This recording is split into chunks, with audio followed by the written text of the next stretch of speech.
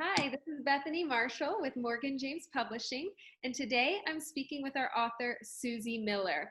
And Susie is the author of Listen, Learn, Love: How to Dramatically Improve Your Relationships in 30 Days or Less. Wow, Susie, what a title! And hi, how are you today? Hi, Bethany. Great to be here. So excited to talk with you about the principles in this book and just spend some time with you and equipping the listeners to have better relationships. Amazing. Well, I'm so excited to dive in because I think this year has presented all kinds of unique challenges to people with relationships of all kinds. So I think this is a very relevant and timely topic. So I would love to kind of just kick off our conversation today with this first question is, what tools can you provide to deal with all of the tension and emotions that come with navigating a crisis? Well, when I wrote this book, who would have thought we would have ever been in a pandemic? And now I know it's releasing and we're starting to talk about it as holiday seasons roll around. And that can be a crisis of its own. My husband and I have lived through a number of personal crises, and 37 years of marriage later, we've learned a few things about getting through crises. And one of the things I think you have to begin to do immediately is name what's going on. So a lot of times we like to pretend things aren't going on, and we think that we can kind of push them aside or sweep them under the carpet. And what happens in those moments is we do that and it works for a little bit, but eventually we're stumbling over this big mound in the carpet. In the book, I talk about how when you try to suppress your feelings, it's like trying to push a beach ball underwater. And if you've ever tried to do that, it pops up somewhere, usually skids across the water and hits somebody in the face. And so one of the big things I teach in the book and with all the clients I work with a lot of high performing clients who really want to have success at work and at home, is this idea of naming your feelings, naming what's happening. And it doesn't have to be ugly. It could be something as simple as, currently we are dealing with unprecedented times. No matter what the rest of 2020 looks like, it's been a really unusual year for most of us. And so just naming what's happening in the moment, it could be I'm feeling overwhelmed with regular life plus the stress of, and then fill in the blank. It could be kids' schedules. It could be work dynamics. It could be a crisis that is like this pandemic, or it could be a personal health crisis, or we had a house fire at one point in time. And so when you name what's happening, you kind of bring the waterline down and the tension stops, or at least lessens. And whoever you're close to, whether it's your spouse, your kiddos, your close friend, your family, you can say, I'm struggling with. And when you name it, it kind of takes the power away a little bit, and it kind of puts it out there for people to know, hey, I might be a little, more short-tempered, or I might be a little more withdrawn because I'm wrestling with, or I'm struggling with. So the very first tip I give everybody is to name the reality you're dealing with. And that's not to say you can't be positive about it. I think once we name the reality, then we get to say, what do I want to do about this reality? I have battled chronic illness for 17 years. And so my reality sometimes is very out of my control. And so to pretend it doesn't exist is a little bit like trying to push a rock uphill, versus if we just name it, kind of name what it is and go, here's reality. Now, what do I want to do with this reality? It might be that today it's a Netflix binge and a big cup of tea. It might be that I'm going to put aside my feelings and I'm going to dive into a project that will take my mind off of it. It might be I'm going to, wash my face and get ready to take the kids to carpool, or walk into a meeting with confidence. But once we name it and then we choose what to do with it, we have this empowered feeling of being able to impact our world in a more positive way, no matter what's going on. So those are two big things I work with all my clients on. Name what's happening, name the reality, let your people know what's going on inside you, and then what do I want to do with this reality? How am I going to let it influence my day? Because one of the things that I teach as well is this idea of impact and influence. We can't change the impact of something. If you think about a boxer, if you hit a ring, there's an impact, and you can't deny impact, but you can choose influence. So how am I going to let this influence me today? Those are three little tips that I think really work to get us from what's going on to kind of being a little bit more in control of our world. Does that make sense? Oh, absolutely. I feel like it helps take somebody from a state of just reacting to what's going on to being able to go proactively forward with the life that they want to be leading. So, wow, that's fantastic. And I feel like some really practical things that someone could even take today and apply. Do you have any other kind of action steps that our listeners could do today to see quick improvement in their relationships? So one of the things I teach in this book, my little book, Listen, Learn, Love, you can see my little book here. It's a really simple topic, a really simple title. And it's so funny, people are like, those are really simple skills. I'm like, on the surface, yes. But when you dive into them, one of the things that will improve your relationships immediately is if you ask yourself this question: am I listening well? Am I listening well? I think most of us don't think we don't listen well until we catch ourselves not listening well. And what do I mean by that? Have you ever been in a conversation, Bethany, where someone's talking and what's going through your mind is really what you want to say in response? You're just kind of waiting for them to finish. I mean, raise your hand if that's you. That's me sometimes. And I teach this stuff, right? So listening well means we pause and we pay attention to what the other person's saying. And that sounds so small, but if you try it, then you can have, but if you try it, when you do pause, you actually get a lot more information than what you might have gotten on the surface. So for example, you might notice body language. You might notice somebody struggling with their words. And when you pause and stop thinking about what you want to say in response, and you begin to really lean in and pay attention to what they're saying, you get a lot more than you might have gotten in the first place. So that's a huge tool that you can put into action right now that can make a big difference.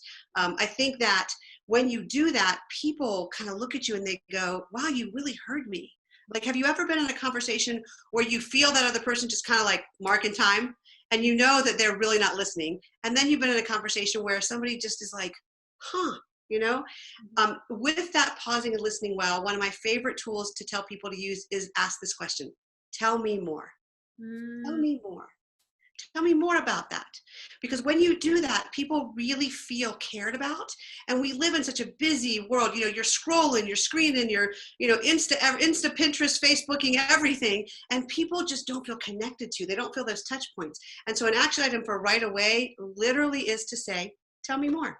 To pause and pay attention, and then say, tell me more. And then lean in and pay attention again. Those are really big tips that or really small tips that make a really big difference. A big impact, absolutely, especially in making somebody feel like they're heard and understood, and how much quicker you could really get to the heart of an issue that way. Okay, so my next question, so you have skills in the book. You talk about different skills, and there's a specific skill, skill number 2. It's called learn them. And this is a little bit unique. Can you give me an example of what the learn them skill is and how we might see that in action? Sure. This is the fun one. Learn them came from one of my good friends. She was getting married, and she was having to kind of figure out this person of hers. And she was later in life getting married. And one day she said to me, Susie, I just got to learn him. She's from the South. And I was like, what? She goes, I just got to learn him. And I was like, oh, learn him, learn his ways, learn his moods, learn his idiosyncrasies. And that began to kind of brew in my mind about all the different ways that we don't really know our people.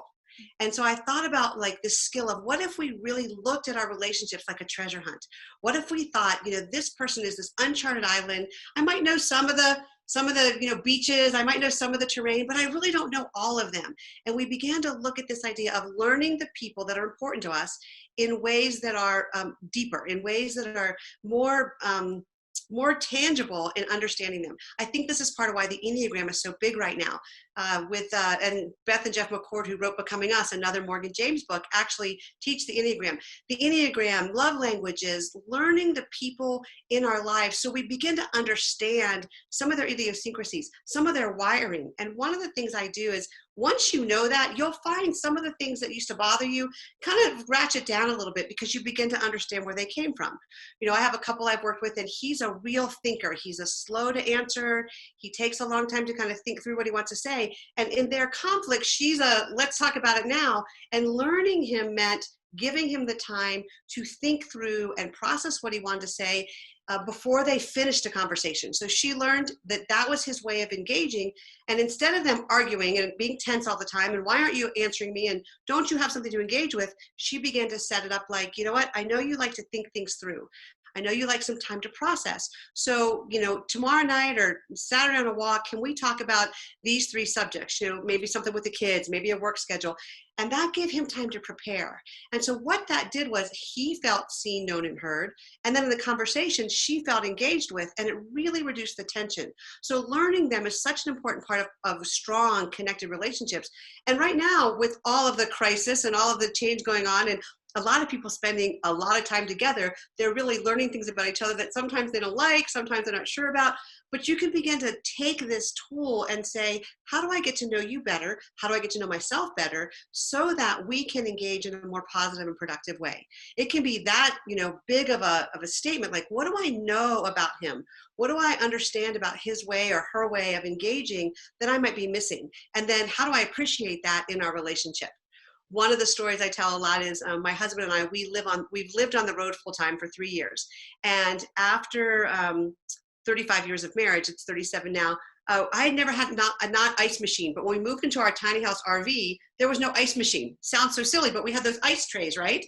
And so what I began to notice over time was when I opened the fridge, there was a little bag of ice cubes right in front of our ice cube trays. And one day it hit me, he makes ice. He makes ice for me. One of the ways that my husband cares for me is in this acts of service, which is a love language. Learning that about him let me understand that's how he shows love in ways that I might have missed. I might have wanted words, or I might have wanted something else. And if I hadn't known that, I would have not felt that love. And so every time I opened the door and saw the ice, I was like, that's a little mini I love you. And so learning our spouse, learning our kids, learning our family, learning our coworkers can help us engage with them in a relationship strengthening way. And it really can be an adventure if you think about it like a treasure hunt. Like, what can I learn about this person today? What can I learn to understand them more deeply? And then how can I use that to connect in a way that they feel loved? Mm. I love that. I love positioning it kind of like a game, as a hunt, as a way to really get to know that person on a deeper level. Wow. I feel like I've learned so much information just from this kind of brief conversation today. So I know there's a ton more to explore and a lot more wisdom for readers to glean from the book itself. But I want to just circle back real quick to just the title real fast, because it's Listen, Learn, Love. Could you just answer for me, is there a reason for that order in the title? And could you just dive a little bit, or how did you say it? Could you talk more about the title? Sure. Actually, I'll do it in two parts. No one's ever asked me that before about the title, Listen, Learn, Love. I do think there is very much a progression. When we listen, when we lean in, we glean more about people. Learning people allows us to engage on a deeper level. And then we have the tools to love well and make choices that are best for them. I think in terms of deepening a relationship, it starts with communication. It starts with conversation. I think we all think we communicate well until we realize we don't. It's kind of like driving. We think we're good drivers till we realize maybe not so much. And so listening is a great place to start. Learning them takes us deeper and then allows us to choose to love when we're not feeling it. Because a lot of times, and in the book I talk about this, love is not a feeling, love is a choice, love is an action. And there's times when we feel love and it's easy, and there's times when we choose love because of a commitment. And once we've listened and learned somebody, it is easier to make that choice. And so that is the answer for that. The second part of the title, How to Dramatically Improve Your Relationships in 30 Days or Less, was a really interesting thing because somebody said, 30 days, can it really be that fast?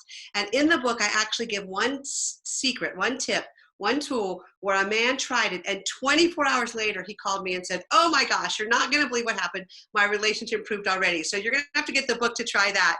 But that's what the title came from. Really, it's a progressiveness of relationship. What a great question, Bethany. Well, what a great topic, and one that I feel like so many people, again, like no matter what area of life or relationship, I think there's a tremendous amount of value in this book. So Susie, we're so proud of you, so proud of the book. Congratulations on the launch of Listen, Learn, Love. And one final question for you today is, if readers want to learn more about you or about your book, where's the best place for them to connect with you online? Okay, that's great. So the book, I'm going to give you the book site. It's susiemiller.com/book. and it will take you to the book page. There's a ton of bonuses that include how to better all your relationships. This isn't just a book on marriage. I talk about different relationships throughout the book, family, teens, siblings, parents, coworkers. So any relationship that you want to be better, this little book will help you with some tools. So susiemiller.com/book. And that's SUSIE, if people always spell Susie wrong. I'm sure it'll be in the notes, but that's the place to get a ton of bonuses. It has all the booksellers, and I think there's some other goodies on there, a couple of videos as well. Perfect. Well, thank you so much, Susie. Congratulations. Thank you so much, Bethany.